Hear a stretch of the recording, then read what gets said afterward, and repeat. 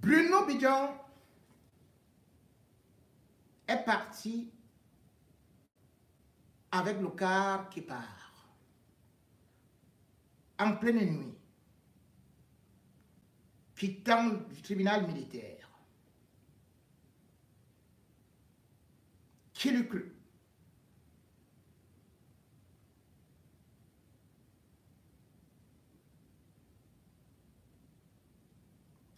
Arrivé à Konengi, il était plus de 22 heures.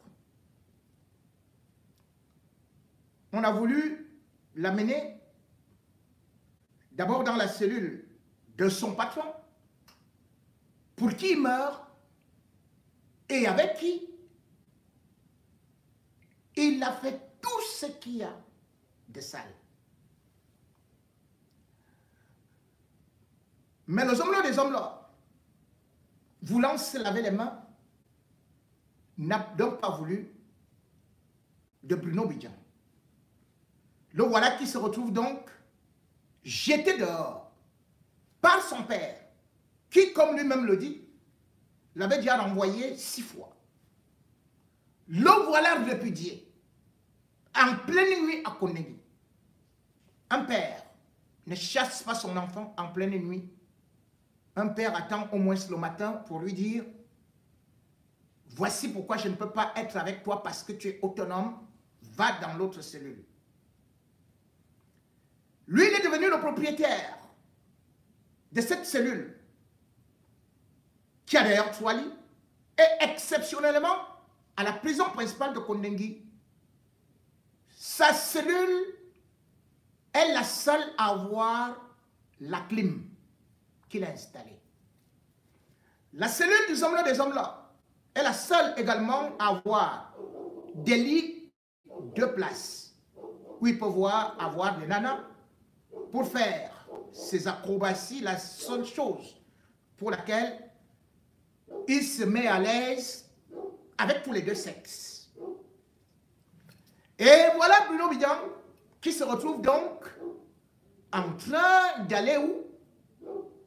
Dans la cellule où se trouve l'oncle de Martinez Zogo. Zogandela, non loin de là, Martin Sabom, à qui ces gens qui le financent à Paris passent du savon, et aussi beaucoup d'autres qu'il a beaucoup détruit, qu'il a beaucoup dénigré. Comme un seul homme, les prisonniers se sont levés et ont dit: si celui-là entre ici, on va le casser comme un spaghetti. On ne veut pas de lui.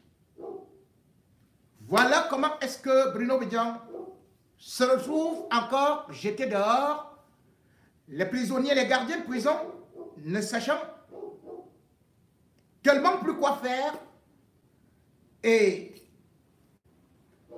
surtout que c'était les 2 quartiers qui lui étaient assignés. C'est donc là où il se décide aller avec lui au quartier numéro 1. Contrairement à la prison centrale de Yaoundé, le quartier numéro 1, c'est le quartier européen. À la prison centrale de Yaoundé, c'est-à-dire que ça a été refait, c'est un peu classe, c'est à peu près comme ce qu'on appelle aussi les quartiers spéciaux. Bruno Bidjan, lui, plutôt, a été jeté, affecté plutôt au quartier 1, qu'on appelle là-bas Kosovo. Le Kosovo, c'est des quartiers populaires. Et d'ailleurs, là-bas, il y a à peu près 130.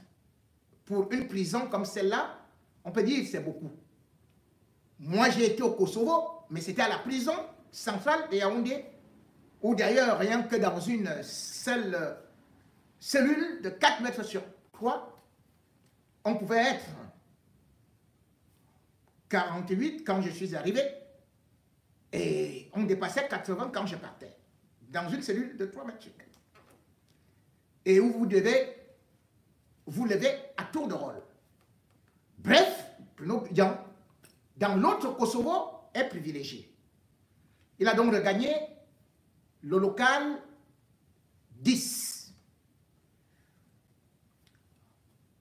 Kosovo là-bas, ou plutôt au quartier numéro 1, le Kosovo de la prison principale. J'ai dit, il est différent du quartier, il est différent du Kosovo de la prison centrale de Yaoundé.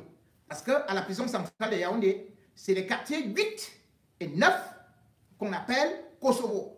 Et juste après, derrière, vous avez là-bas le quartier qu'on appelle des condamnés à mort. Donc, nous étions des voisins.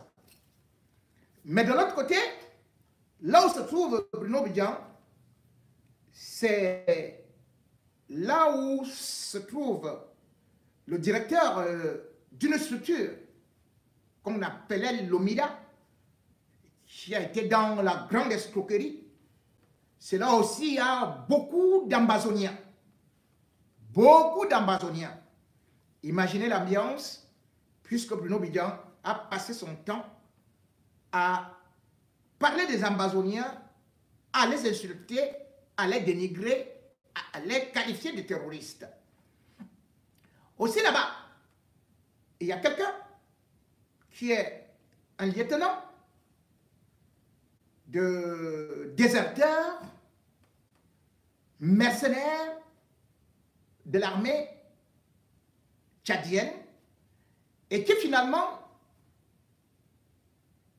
est parti en République centrafricaine. Celui-là faisait partie de ce qu'on peut appeler les patrons de la déstabilisation parce qu'ils avaient voulu faire un coup d'État en Guinée équatoriale. Je vais y revenir parce que c'est très important et vous allez comprendre pourquoi.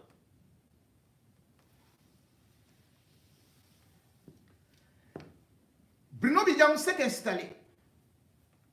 Il s'est levé aux alentours de 11h30 pour faire le tour de la prison.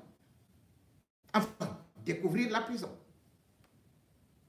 À 12h10, il était dans la cour d'honneur, au niveau de la véranda. Il était habillé d'un t-shirt blanc, d'une culotte bleue, avec laquelle, souvent, là, il danse. D'ailleurs, je vais vous montrer ça. Et puis, au niveau des pieds, il avait des sandales marron. Donc, oui. Amoubelinga était un peu assis, éloigné, lorsque, à 13h, Mélissa est arrivée avec une robe jaune.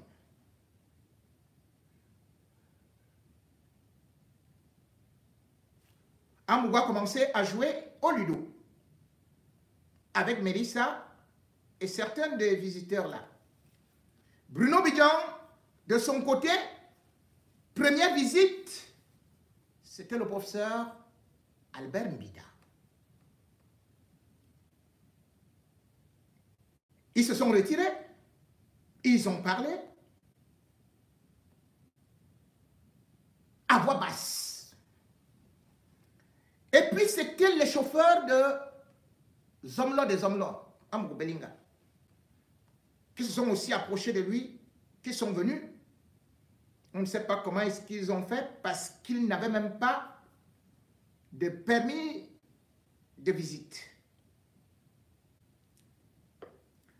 Après cela, il s'est assis. Il a commencé à jouer au ludo avec un certain Baya. Celui-là, c'est le majordome du Zomlo des Zomlo à Belinga et aussi le majordome de Ekweko. Je vous rappelle que dans la cellule de Belinga, ils ne sont que deux. Parce que le commissaire Afana, qui était là-bas, l'ancien commissaire de Borova, lui, il a déjà été libéré parce que lui, il était accusé de corruption. Donc, il y a Ali qui est libre là-bas. Amougou a refusé. Donc, ils font semblant de ne pas se regarder, mais en fait, ils sont en train de communiquer. Tel parle ici, parle à l'autre, l'autre parle là, envoie tel autre. Ils sont avec des émissaires. Ivana n'a pas beaucoup, Mélissa n'a pas beaucoup duré. Autant pour moi, si j'ai cité le nom d'Ivana, enlevé. C'est Mélissa. Mélissa. Mélissa n'a pas beaucoup duré. Il est reparti. Bruno Bidjan, en jouant au Ludo, qui était à côté de lui, Ayoub Tabé. Ayoub Tabé, qui curieusement semble déjà être le plus grand meilleur ami de Eko et des hommes là,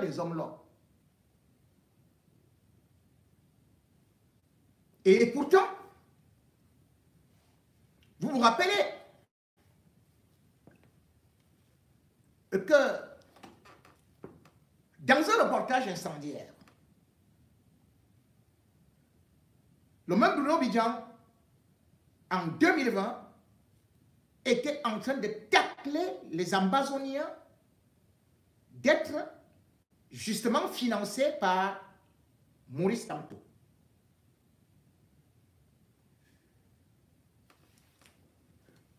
C'était un reportage. Il avait invité plein de gens à la suite des événements de Galim.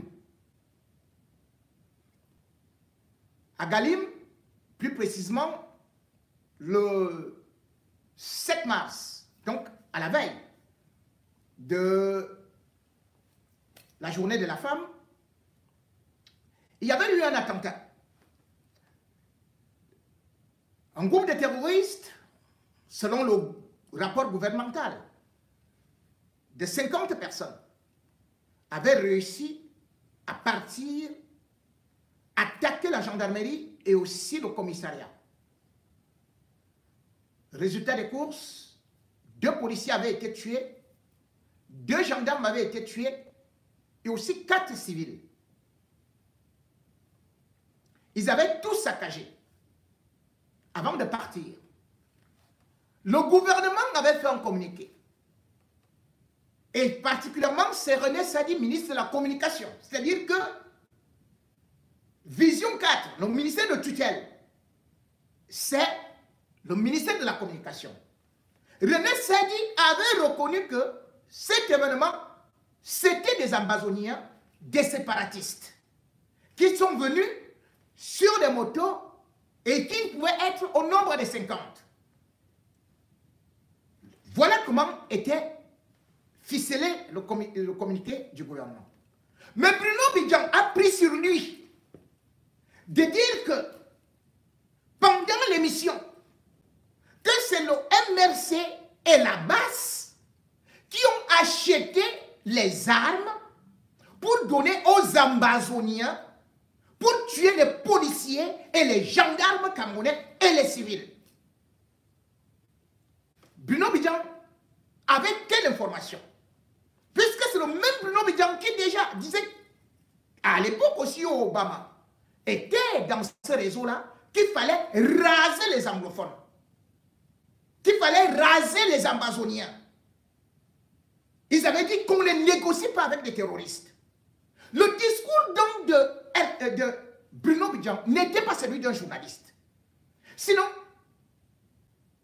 on appellera aussi ceux qui étaient au Rwanda et qui ont créé une guerre civile, que c'est des excellents journalistes. On avait laissé faire ça, se disant qu'ils étaient des patriotes. Ils appelaient à la haine des partis de l'opposition, à la haine d'une certaine tribu. Comme aujourd'hui, Vision 4 a stigmatisé la haine contre les Bamileke, contre les halogènes, contre ceci et cela. Tout cela passait à Vision 4. Et qui était à la manœuvre? C'était ce Bruno Bidjan. Aujourd'hui, on voit bien que les journalistes ont été condamnés dans le génocide du Rwanda. Plus d'1 million de personnes ont été assassinées. Les journalistes ont donc des responsabilités. Si un journaliste est justement celui-là, l'instigateur du génocide, du tribalisme, va-t-on le considérer comme journaliste? Non. La preuve, c'est que c'est Radio Mille Collines, Radio-Télévision Mille Collines, qui a dit aux populations, Tutsi Outi dans les indignations, indignez-vous, qu'est-ce que vous attendez? Prenez les machettes, prenez les gourdins, descendez dans la rue.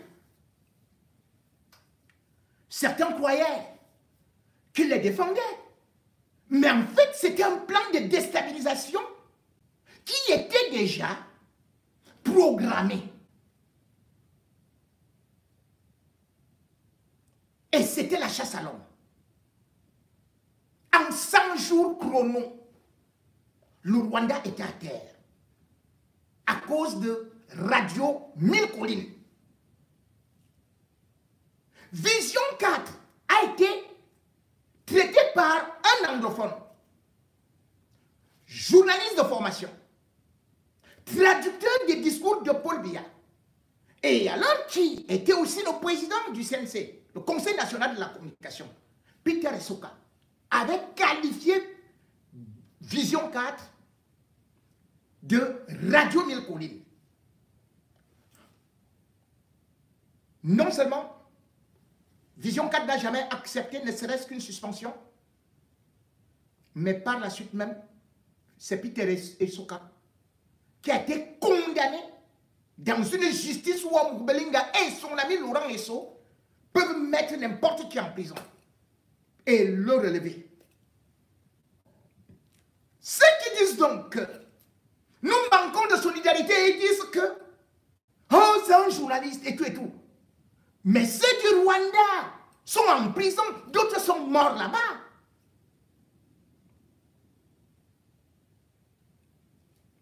La haine qui a été cultivée par Bruno Bidjan est aussi destructrice qu'est Ebola. Est-ce que vous vous rendez compte? Quand on dit aujourd'hui que les jeunes, que les ceci, et que, voilà, il faut que les partis politiques le soutiennent. On dit aujourd'hui que Bruno Bidjan n'a eu qu'à utiliser l'argument de la liberté d'expression. Mais la loi de 1990 autorise aux partis politiques les manifestations, les réunions. Et c'est dans cet ordre-là que le professeur du professeur du professeur du professeur de Bruno Bidjan, qui est le professeur Maurice Kamto, avait déposé bien une demande d'autorisation pour les manifestations pacifiques du 22 septembre 2020. Mais lorsqu'il a déposé ça, qui est monté au créneau? C'était Bruno Bidjan. Et qu'est-ce que Bruno Bidjan disait? Il a organisé un plateau pour dire c'est incitation à la rébellion, à la révolution et tout ce que vous pouvez entendre, déstabilisation et tout et tout. C'est à la suite de cette émission incendiaire à la télévision où Bruno Bidjan appelait le régime de durcir, d'arrêter Maurice Kamto pour tentative de déstabilisation, pour incitation à insurrection. C'est là où, directement le lendemain, les arrestations contre les partisans militants de Maurice Kamto ont commencé.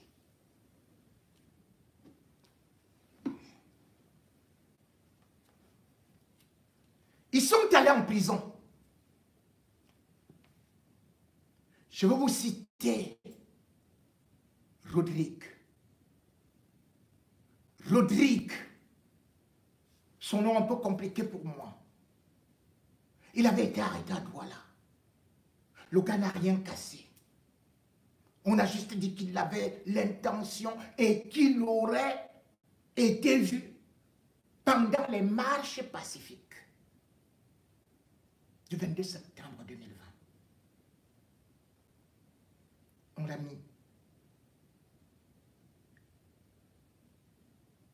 à la prison de Newbel. Il dormait par terre. C'est là-bas où il a attrapé le choléra.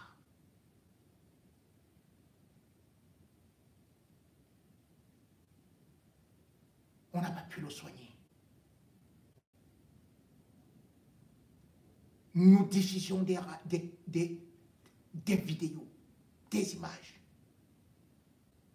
Bruno Bidjan s'en moquait et il montrait juste ses vestes, ses nouvelles chaussures, sa nouvelle voiture.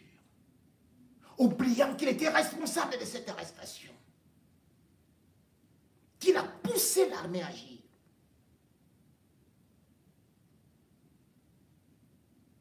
Le gars est mort en prison après 18 mois de détention. 18 mois de détention. Sans nutrition, puisqu'il était même anémié. Sa femme pleurait. Il a laissé une jeune épouse. Il était père de 4 enfants. 4 orphelins. Est-ce que Bruno Bidjan s'est soucié d'eux? Ceux qui disent aujourd'hui que son épouse est enceinte ou qu'il a des enfants, peuvent-ils nous dire ce que la femme de Rodrigue est devenue?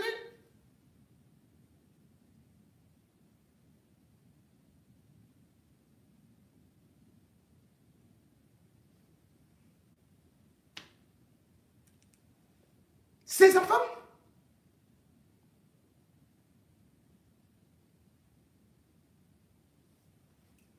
Pas plus tard que la semaine dernière. C'est un autre jeune prisonnier. Et je vous rappelle que celui qui est mort en prison là, il avait 37 ans. 37 ans. L'âge de Bruno Bidjan. J'ai vu qui pleurer.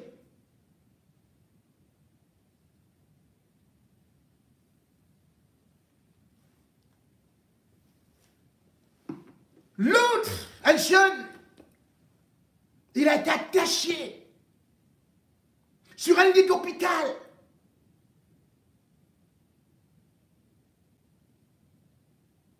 Toujours militant du MRC, qu'il avait tenté de vouloir marcher. Il était malade. On n'a pas pu. Il a purgé sa peine. Mais ces 4 membres étaient déjà morts.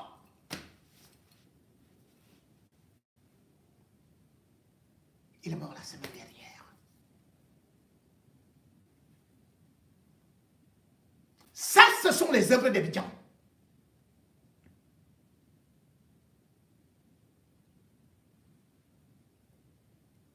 C'est lui qui a organisé ce plateau. Et c'est lui qui poussait des gens jusqu'à citer. Incitation, au quoi rébellion, au quoi, ils doivent être traduits au tribunal militaire, on doit les arrêter pour ceci et cela.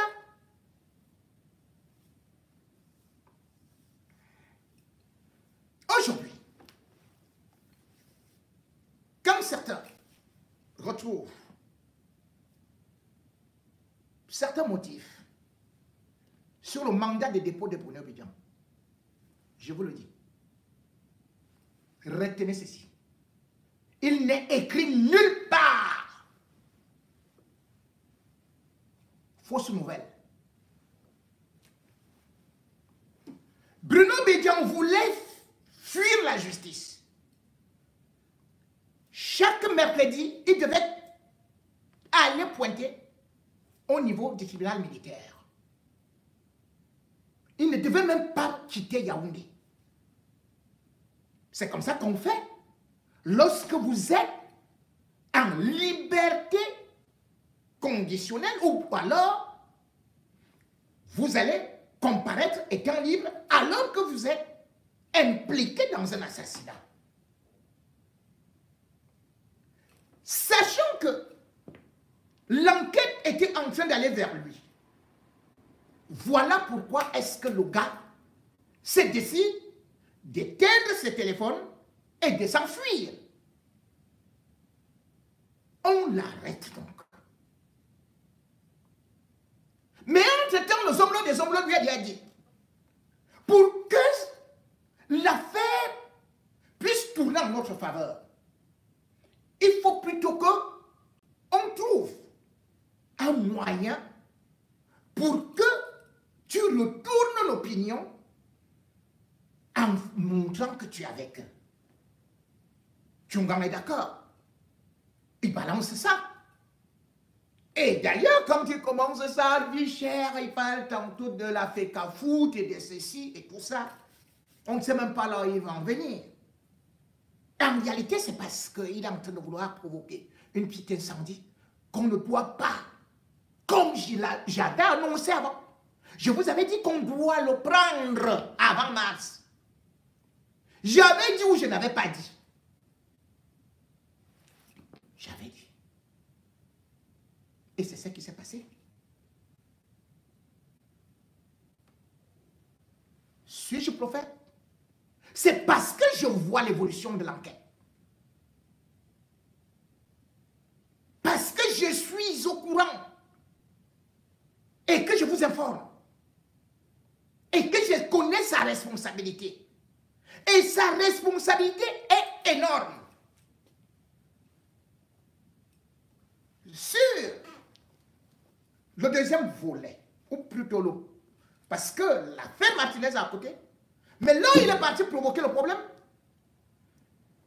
Là encore, c'est une véritable boîte à Pandore.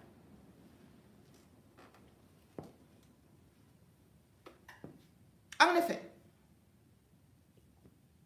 Bruno Bidjan raconte à ses amis que c'est juste parce que, voilà, il voulait faire ceci, c'est pour ça que, voilà. Mais non. Si c'était pour ça, en 2 jours, 3 jours, les vidéos, c'était fini.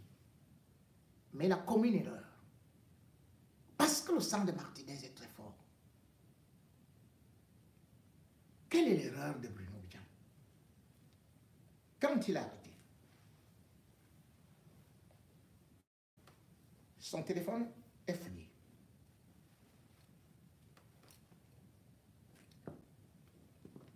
Il faut bien regarder tout ce qu'il y a dedans. Et les enquêteurs vont tomber sur un élément très important. Pas un seul. Mais des communications avec quelqu'un qui se révèle être un agent de Wagner en République centrafricaine. Wagner, ce sont les mercenaires dont je vous parlais déjà. En exploitant le téléphone, ils se rendent compte que Bruno Bidjan lui dit « Est-ce que tu as reçu ?» Et par la suite, il filme. C'est donc des transferts d'argent. Ces transferts, certains sont faits à partir de Douala pour la République centrafricaine. D'autres transitent par Paris. Vous comprenez pourquoi beaucoup ici vous disent que oh, vraiment, vous n'avez rien fait, oh, ceci, et quoi, ne connaît rien, et tout et tout. Dans ces transferts, si c'est à Paris, on dit, vous envoyez telle somme. C'est Bruno Bidjan à gauche, Bidjan à droite qui coordonne. Et après, vous avez vous-même votre pourcentage. Son nom n'y apparaît pas. Veuillez m'excuser.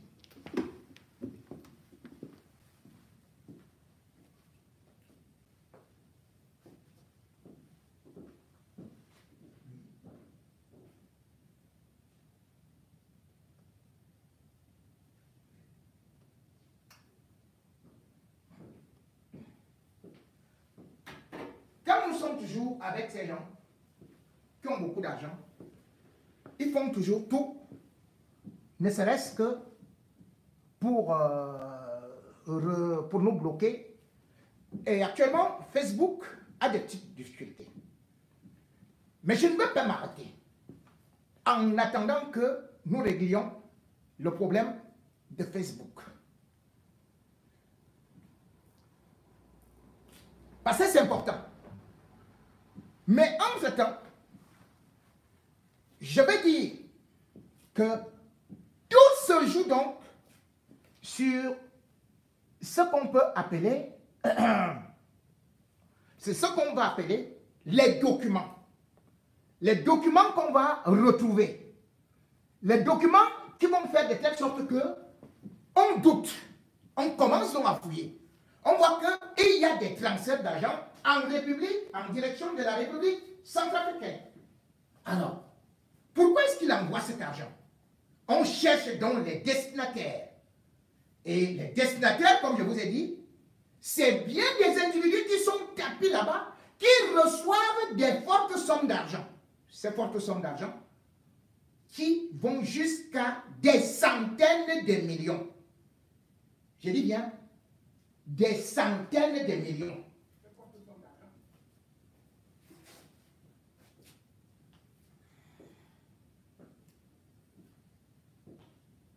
Terrible.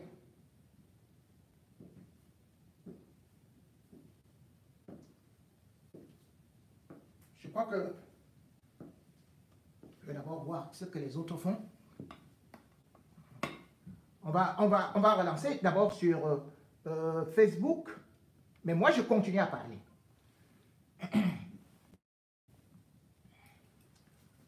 Donc je disais tantôt que les sommes d'argent sont donc destinées à quoi? Et pour qui? À quoi ça sert? Vous connaissez quand même que Wagner est une nébuleuse. Et quand on parle de nébuleuse, cela veut dire que c'est des gens de mauvaise foi qui peuvent déstabiliser toute l'Afrique centrale. Parce qu'aujourd'hui, vous savez pertinemment que ce qui se passe en République centrafricaine, et particulièrement les coups d'État qui sont annoncés, eh bien, on peut passer par la République centrafricaine pour atteindre le Cameroun. Et tout le monde sait que Wagner, certains agents, même si aujourd'hui le patron de Wagner est mort, certains restent toujours, certains de ces éléments restent en République centrafricaine. Bien plus, ils ont été impliqués dans un certain nombre de forfaits, tentatives de déstabilisation dans des pays voisins, y compris d'ailleurs la République démocratique du Congo, ou même la République populaire du Congo, et récemment, la Guinée équatoriale. Les enquêtes, grâce au téléphone de Bruno Bidjan, vont donc révéler des ramifications très importantes. Et ce sont donc ces ramifications qui font de telle sorte que Bruno Bidjan reste longtemps en cellule. Ce n'est pas par rapport à une vidéo. On ne peut pas garder quelqu'un en cellule pendant une semaine, 2 semaines, pour étudier une vidéo que tout le monde a regardée. Ça prend uniquement quelques 3 minutes et c'est terminé. Voilà. Voilà donc comment est-ce que Bruno Bidjan est attrapé. On commence donc à lui poser des questions par rapport à cela. Son nom n'apparaît pas. Mais sauf qu'il filmait. Il filme en disant à quelqu'un, est-ce que tu as reçu? Est-ce que tu as vu? Est-ce que tu as eu machin et tout et tout et tout? Toutes ces opérations vont donc conduire les autorités, ou plutôt les enquêteurs, à se dire que ce monsieur, c'est bel et bien un déstabilisateur. C'est un agent qui tente, bien évidemment, de provoquer quelque chose au Cameroun. Bruno Bidjan ne peut pas avoir autant d'argent. Et pourquoi est-ce qu'il envoie tout cet argent à l'étranger? Est-ce que vous pouvez comprendre ça? Que Bruno Bidjan puisse envoyer autant d'argent en République centrafricaine. Et ce n'est pas possible. Il y a Anguille sous roche. Et cette Anguille sous roche, c'est ce que j'avais déjà révélé ici. Les relations entre le somme des hommes là et Touadéra. Mieux avec certains mercenaires. Puisque dans l'affaire Martinez-Zogo, vous allez voir que pendant les auditions, c'est Amougou lui-même, et d'ailleurs son avocat, Tchunga viendra révéler à la presse que, eh bien, Danoué surveillait la frontière avec la Guinée, avec la République centrafricaine, le Tchad et la Guinée équatoriale.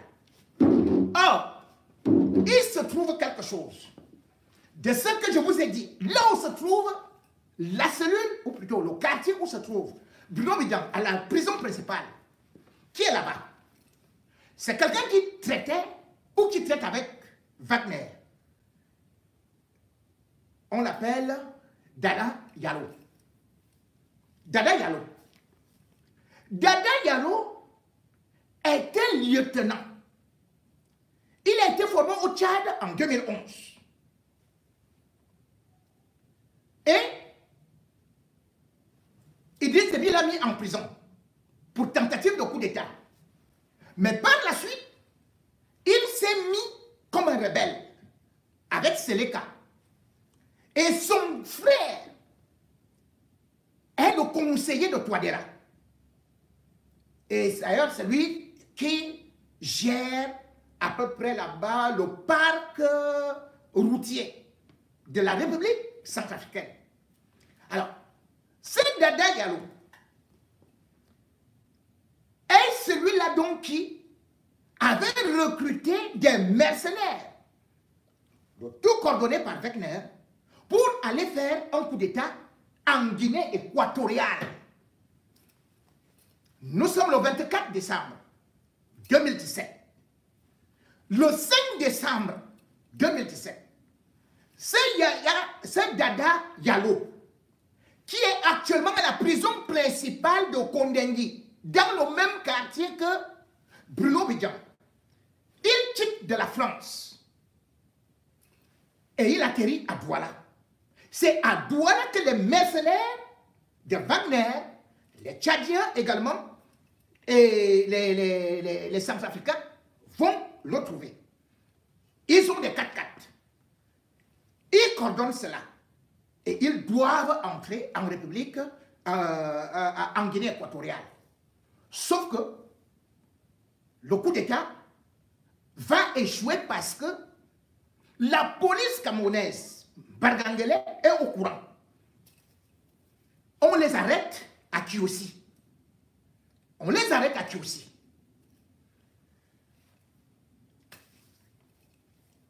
Le président équato-guinéen va se fâcher mal contre Paul Biya, que Paul Biya veut le déstabiliser. Mais entre-temps, Paul Biya demande qu'on ratisse large. On va arrêter une quarantaine. Donc, le Dada Yalo, qui est en prison là, grand ami d'Amougou Belinga, parce qu'il est le petit frère du conseiller de Touadéra. Le conseiller de Touadéra avait déjà été impliqué dans la tentative de déstabilisation contre la RDC. Et même contre Sassou Nguesso aussi. D'ailleurs, il avait été accusé de trafic de carburant. Et c'est d'ailleurs lui qui a demandé à Amougou d'aller dans ses affaires de carburant, que vous avez entendu que les sangs et tout. Lui, son carburant, c'était le trafic entre la République centrafricaine et la RDC. Il est donc dangereux. Ayant échoué dans des pays voisins, ils se sont dit, le Cameroun, c'est une terre incroyable. Si on peut contrôler le port, c'est d'ailleurs pour ça que vous avez vu que Laurent Esso, il est très fâché avec la ferme du port parce qu'il fallait contrôler le port, les entrées des armes et tout et tout. Il savait que c'est par là qu'on prend le pouvoir. Mais là, c'est d'ailleurs l'un des conflits qu'il a avec Ngongo.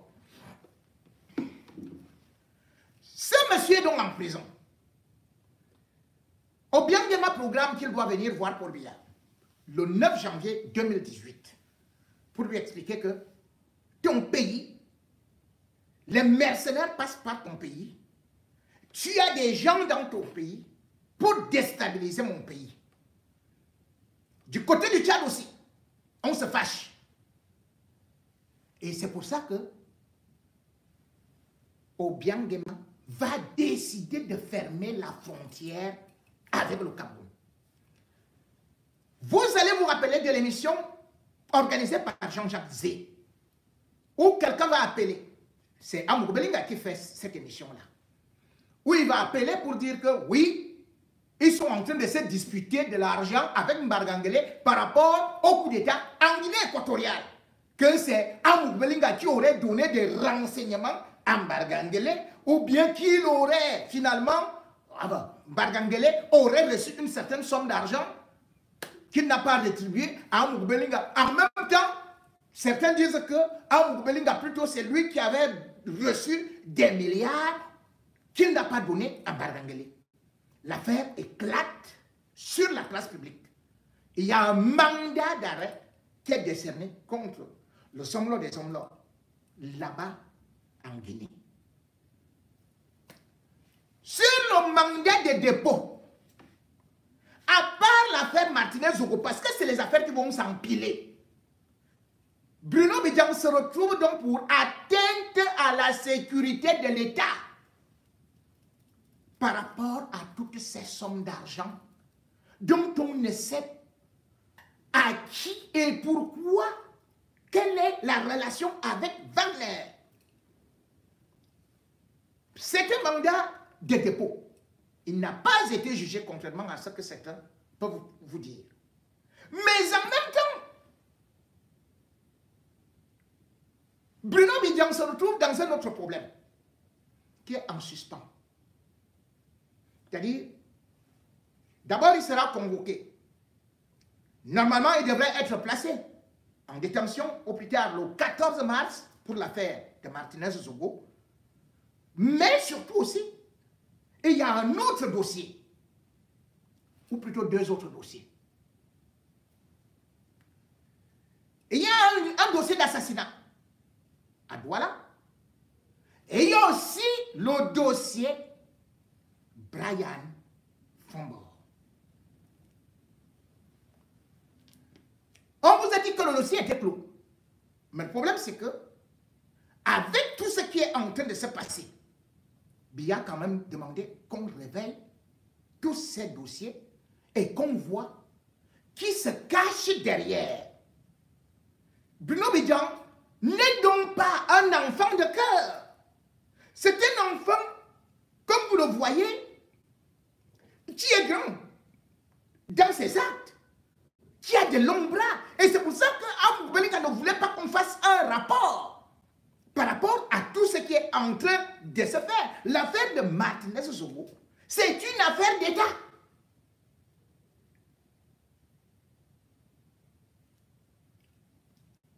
C'est un crime d'État.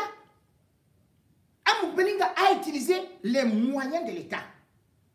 On ne peut donc pas tout simplement se contenter à dire que, oh, vraiment, Bruno Bidjan, c'est un jeune, oh, vraiment, ayez pitié de lui, ayez ceci. Ah non, il y a des jeunes de 15 ans qui sont sorciers, voire 12 ans, ou qui tuent, ou 15 ans. Et Bruno Bidjan, justement, est encore dans l'autre dossier qui vient de s'ouvrir. Parce que, tenez-vous tranquille, là toujours, on a découvert beaucoup de choses concernant son propre téléphone qui l'a trahi.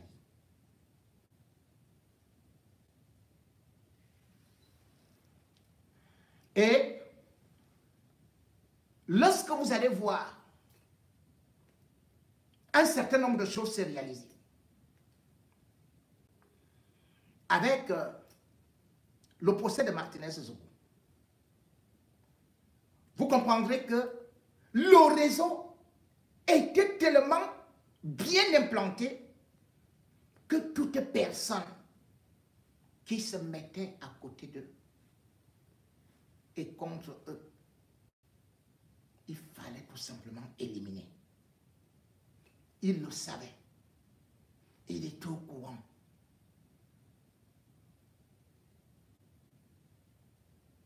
En défendant Bruno Bidjan, pensez d'abord aussi à la femme de Martinez-Zogo. aux enfants de Martinez Zogo.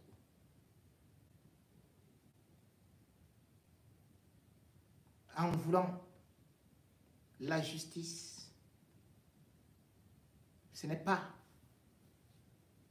pour être du côté des frères, du côté de la tribu, encore que Martinez était aussi Ekambeti. Et le clan de Pablo Escobar n'a pas eu pitié de lui.